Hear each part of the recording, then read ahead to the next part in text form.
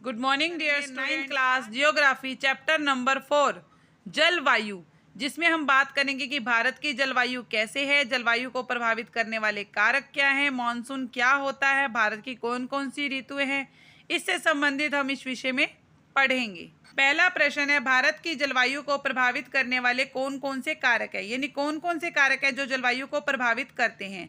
अक्षांश, ऊंचाई, वायु दाब एवं पवने, यानी अक्षांश से कितनी दूरी है, कितनी ऊंचाई पर है और वायु का दाब कितना है, इससे हमारी जलवायु प्रभावित होती है। भारत में मानसून प्रकार की मानसूनी जलवायु में ऋतु परिवर्तन के साथ पवनों की दिशा उलट हो जाती है, यानी जब मानसून आता है तो जलवायु में तो परिवर्तन होता है और जो हमारी पवनें होती हैं इनकी दिशा भी पलट जाती है। अधिकतर वर्षा जो है वो ग्रीष्म यानी गर्मी की ऋतु में होगी। भारत में इस प्रकार की जलवायु दर्शाई जाती हैं, यानी कि जलवायु मानसून में जुड़ी होती हैं। कहने का मतलब है कि मानसून गर्मियों में आता है और गर्मियों से ही पवनें जो चलती हैं उससे मानसून बनता है। तो भारत की जलवायु कैसी है, मानसूनी है। अगला प्रश्न, भारत के किस भाग में दैनिक तापमान अधिक होता है और ऐसा क्यों। भारत के थार मरुस्थल का दैनिक तापमान सबसे अधिक होता है। इसका कारण यह कि वहाँ दूर दूर तक रेत फैली हुई है और आपको पता है कि रेत जो होती है सूर्य की गर्मी से एकदम से गर्म हो जाती है, इसलिए तापमान भी बढ़ जाता है। अगला प्रश्न है, किन पवनों के कारण मालाबार तट पर वर्षा होती है। तो वो दक्षिणी पश्चिमी पवनें होती हैं जिसके कारण मालाबार तट पर वर्षा होती है।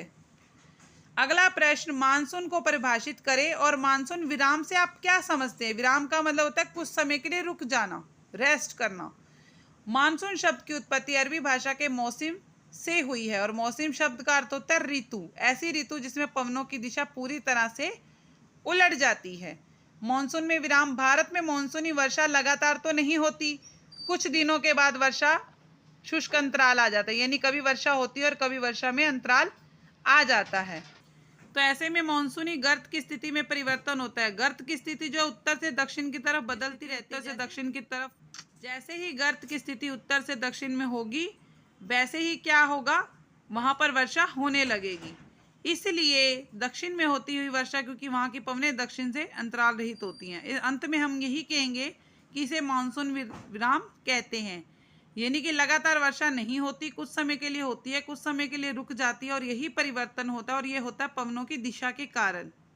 अगला, मानसून को एक सूत्र में बांधने वाला क्यों समझा जाता है। देखो, भारत एक बहुत बड़ा देश है और इतना बड़ा देश होने के कारण यहाँ की जलवायु, धरती, जीवन बिल्कुल अलग है।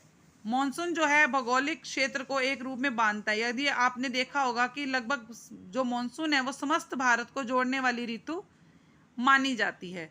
और कुछ तो त्यौहार ऐसे हैं जो मानसून के ऊपर ही मनाए जाते हैं, जैसे बसंत का त्यौहार, तीज का त्यौहार, ये हमारे मानसून के ऊपर मनाए जाते हैं। इसलिए मानसून जो है एक सूत्र में बांधने का कार्य करता है। अगला प्रश्न, उत्तर भारत में पूर्व से पश्चिम की ओर वर्षा की मात्रा क्यों घटती जाती है। जैसे ही पूर्व से पश्चिम की तरफ जाते हैं वर्षा कम होती है, क्यों।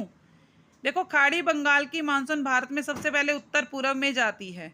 ऊंचे हिमालय पर्वतों से आगे नहीं बढ़ पाते, उसको नहीं आगे जाने देते। वाष्प से भरी पवनें जो होती हैं वहां पर खूब वर्षा करने लगती हैं और उसके बाद जब हिमालय से वो पूर्व से पश्चिम की ओर बढ़ती हैं तो आगे बढ़ने के साथ साथ उसके अंदर जो पानी की मात्रा होती है, जो वाष्प की मात्रा है, वो कम होने लगती है।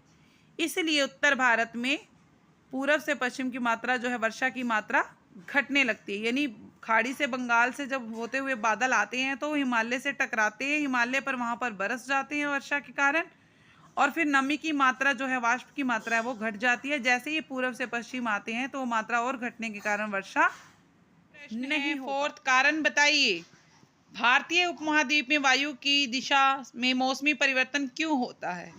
भारतीय में महाद्वीप में पवनों की दिशा में मौसमी परिवर्तन इसलिए होता है कि जो पवनें हैं वो स्थल से जल की तरफ चलती हैं और इनके वायु दाब भी विकसित होता रहता है। आपने देखा होगा कि स्थल और जल दोनों भाग ही गर्म होते हैं, परंतु जो स्थल भाग होता है वो समुद्र की अपेक्षा अधिक गर्म पाया जाता है। इसलिए निम्न वायु दाब आंतरिक भागों में पैदा होने लगता है। तो जब गर्मी की ऋतु आती है तो पवनें समुद्र से स्थल की तरफ चलने लगती हैं और जब सर्दी की ऋतु आती है तो ये पवनें उल्टी यानी कि स्थल से समुद्र की तरफ चलने लगती है, अर्थात अपनी दिशा बदल लेती हैं। भारत में अधिकतर वर्षा कुछ ही महीने क्यों होती है भाई। भारत के अधिकतर भागों में आप वर्षा की मात्रा देखोगे तो जून से सितंबर तक में होती है और ज़्यादातर मई के महीने में होगी, या फिर भारत के उत्तरी भागों में गर्मी में आपको वर्षा देखने को मिलेगी।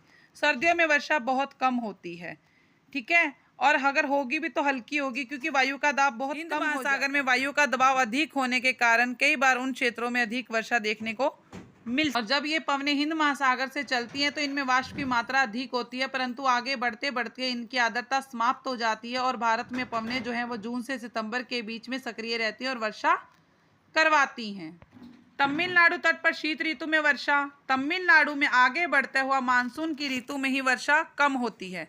वहाँ पर अधिकतर जो वर्षा होती है उत्तरी पूर्वी मानसून यानी कि शीत की ऋतु में होती है, क्योंकि यहाँ जो ज़्यादातर पवनें होती हैं वो सूखी होती हैं, शुष्क होती हैं और बंगाल की खाड़ी से टकरा के उनमें आर्द्रता आ जाती है।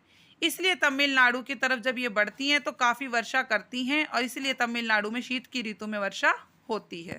अगला प्रश्न, पूर्वी तट के डेल्टा क्षेत्रों में चक्रवात भाई क्यों आते हैं? आपने देखा होगा कि जो बंगाल की खाड़ी है वहाँ जो निम्न वायु दाब का क्षेत्र बनता है, इस समय पूर्वी तट में देखोगे कृष्णा, कावेरी, गोदावरी डेल्टा में वायु दाब अपेक्षाकृत रहता है। परिणाम स्वरूप बंगाल की खाड़ी में भयंकर चक्रवात उठते रहते हैं और इन डेल्टा क्षेत्रों से भारी विनाश होता है। यानी बंगाल की खाड़ी में वायु दाब कम होने के कारण वहाँ पे जो डेल्टा प्रदेश है वायु दाब बना रहता है और इसी कारण बंगाल की खाड़ी में चक्रवात हैं। राजस्थान, गुजरात के कुछ भाग तथा पश्चिमी घाट का वृष्टि छाया सूखाग्रस्त क्यों है? राजस्थान अरावली पर्वत के समांतर दिशा में स्थित है, जिसके कारण अरब सागर से आने वाली जो मानसून पवनें हैं बिना रोक टोक के यहाँ गुजरती रहती हैं, जिससे राजस्थान का इलाका सूखा पड़ जाता है, शुष्क हो जाता है और गुजरात के पश्चिम भाग यानी पश्चिमी घाट पर पवन मुख ढाल बने रहते हैं, जिसके कारण यहाँ पर इस प्रदेश में वर्षा प्राप्त नहीं हो पाती, यानी वर्षा सूखी रह जाती है, सूखा पड़ जाता है, क्योंकि राजस्थान पर जो पवनें चलती हैं वो अरब सागर से आने वाली पवनें होती है और वो वर्षा नहीं करा पाती, वहाँ तक आते आते वो शुष्क हो जाती है।